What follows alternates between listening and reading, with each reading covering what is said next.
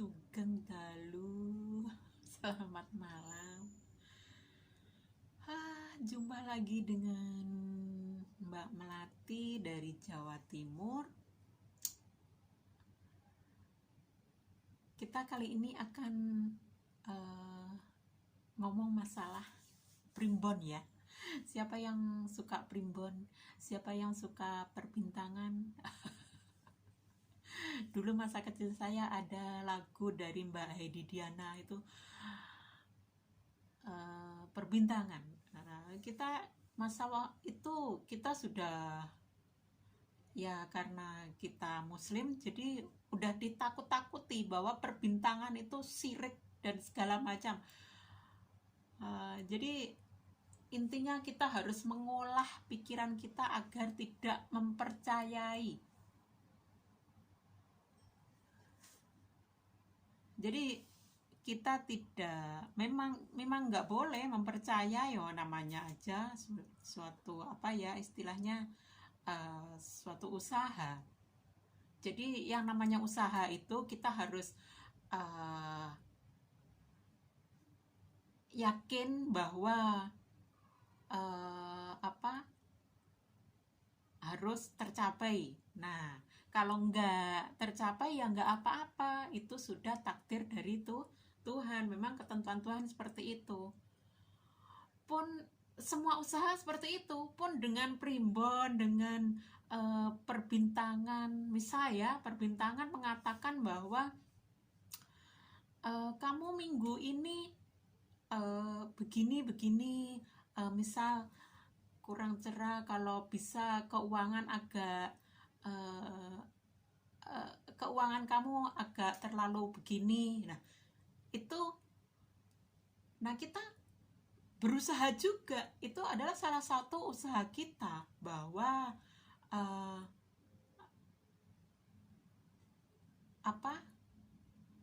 bahwa kita harus bagaimana agar kita itu tidak mengalami kesulitan, tidak mengalami apes misalnya seperti itu harus ada usaha. Misalnya harus banyak bersedekah atau apa, itu termasuk salah satu untuk menghindari keapesan juga. Nah, pun di perbintangan juga seperti itu, ada kamu kalau bisa minggu ini begini karena keuangan kamu seperti ini. Nah, jadi dengan adanya arahan dari perbintangan tadi, kita dalam berusaha itu bisa lebih maksimal. Jadi selain dari mengharap kebaikan dari Tuhan, kita juga ada usaha dari kita untuk menghindari hal yang tidak baiknya, gitu ya. Pun dengan primbon juga demikian. Jadi primbon itu adalah sepengetahuan saya adalah ilmu dari leluhur Nusantara kita. Jadi ilmu dari leluhur kita itu luar biasa. Kita tahu Nusantara itu sangat luar biasa.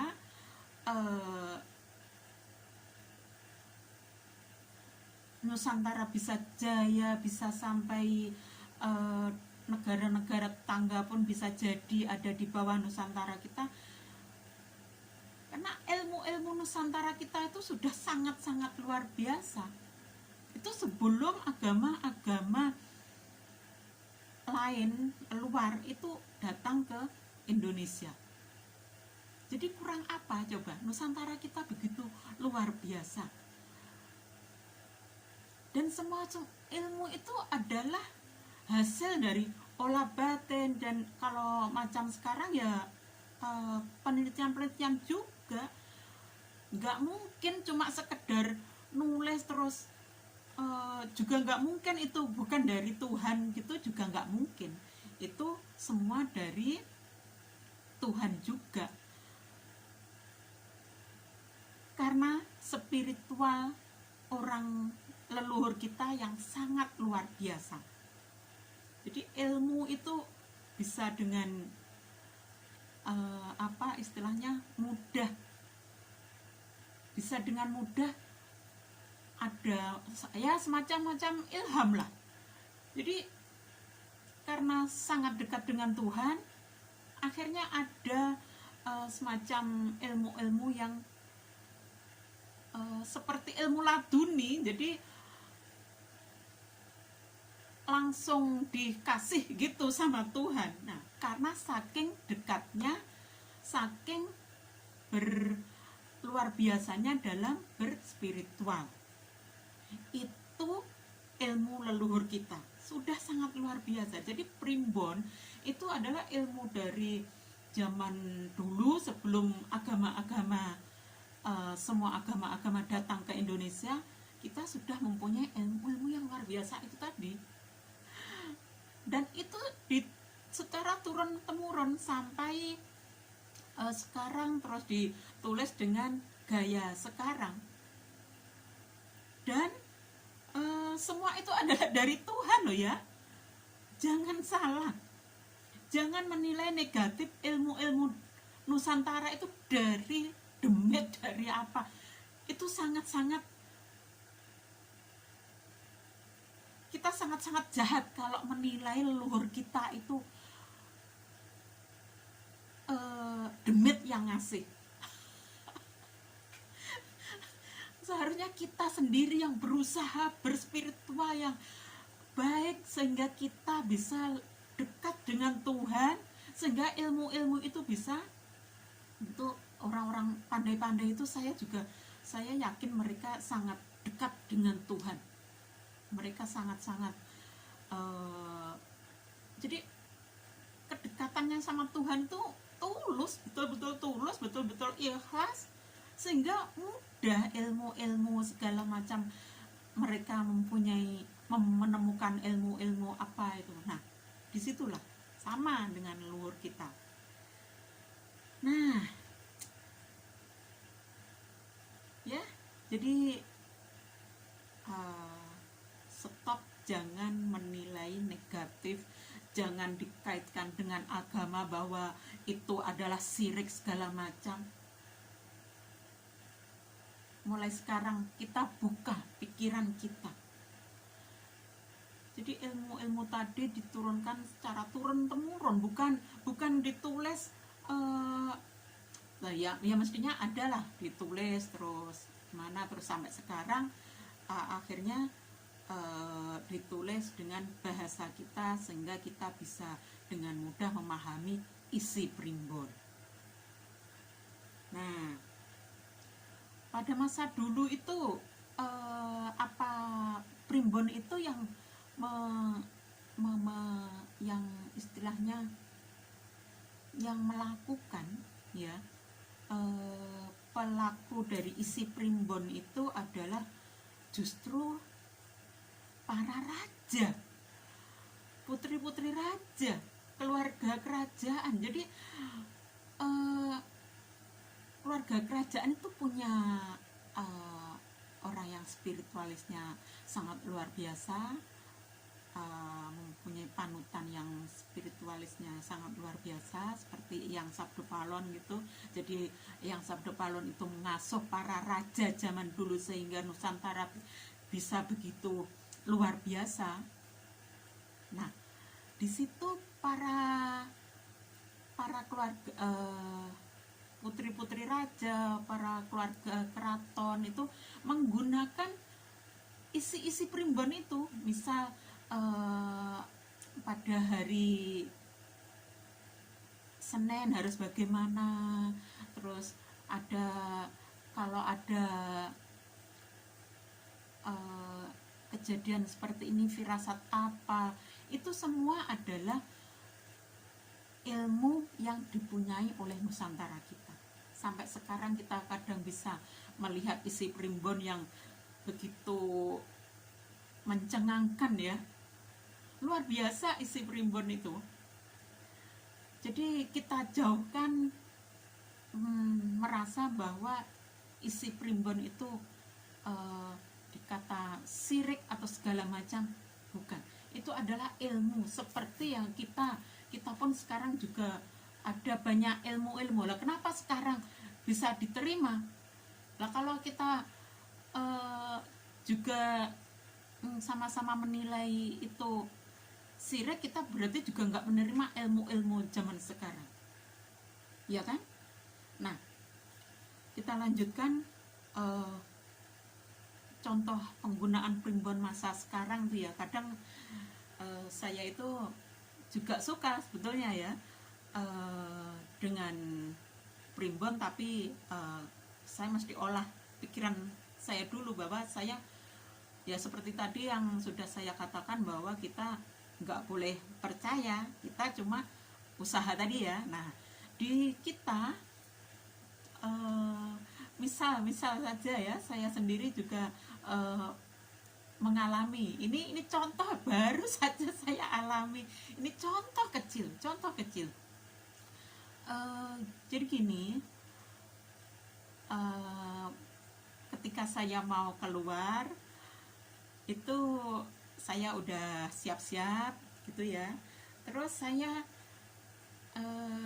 ya biasa saya harus bikin apa make up tipis-tipis lah, intinya seperti itu, seperti alis itu saya kasih celak gitu ya, make up tipis-tipis. Tapi pada waktu itu kamar itu tidak, ruangan saya itu kurang begitu, saya tidak menyalakan lampu ya, sementara keadaan seperti mau hujan atau apa gitu, akhirnya saya enjoy saja. Terus ketika saya pergi ke toilet itu, kita melihat ada cermin gitu, saya ada ngelihat, loh alis saya seperti ini ya, saya bikinnya tadi kan gitu ya.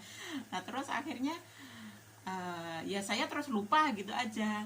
Terus kita siap-siap udah mau keluar, terus saya coba deh saya mau tengok primbon hari ini, kalau kita mau keluar harus apa persyaratan di primbon, seharusnya bagaimana. Nah di situ disebutkan bahwa siang hari hari Kamis atau apa gitu ya, itu sebaiknya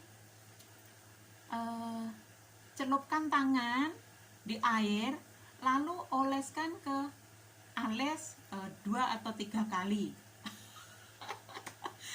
Saya baru ingat, loh iya, ini tadi kalau saya keluar terus saya tidak kasih rapi-rapi di alis ini, kira-kira sangat lucu. Ini kebetulan yang apa ya, bukan karena, jadi ini kebetulan kok pas gitu ya, kebetulan pas dengan cara itu tadi. Tapi biasanya keberuntungan, kita mengharapkan keberuntungan kan, keberuntungan ini di luar, kita bisa gembira, bisa apa, tidak mengalami apa kan gitu. Harapan kita kan seperti itu, kita melakukan apa dari isi primbon tadi ya. Nah ini yang lucu kok ya pas banget gitu ya. Jadi bisa paham ya bahwa kita bisa langsung menemukan keberuntungan. Ini pas saya tadi langsung menemukan keberuntungan yang saya harapkan memang gitu ya. Tapi biasanya ya bukan pas seperti itu juga enggak. Tapi ya tadi seperti saya sebutkan bahwa nanti di tempat tujuan kita bisa banyak keberuntungan gitulah, intinya seperti itu. Dan itu harapan kita, Mas. Semua kan mengharap seperti itu. Nah itu kan ada usaha-usaha yang ada di panduan tadi. Sudah berapa menit? Wah 11 menit lebih. Oke, saya kira seperti itu saja. Sebetulnya ya mau ngomong lebih banyak, mungkin lain kali kita akan ngomong lebih banyak lagi tentang betapa hebatnya primbon dengan dengan masa sekarang, apa yang banyak orang menemukan hal-hal yang terus ditulis, terus itu juga dijadikan panduan, sama saja kan. Nah nanti insya Allah kedepannya kita akan saya akan bercerita lagi. Saya demen bercerita. Nah, oke, sekian saja. Mudah-mudahan bermanfaat. Ya, sedikit banget. Mudah-mudahan bermanfaat. Mohon maaf lahir dan batin. Permisi, sekian saja. Pareng rumien. Terima kasih, matur sembah nuwun, sugeng dalu.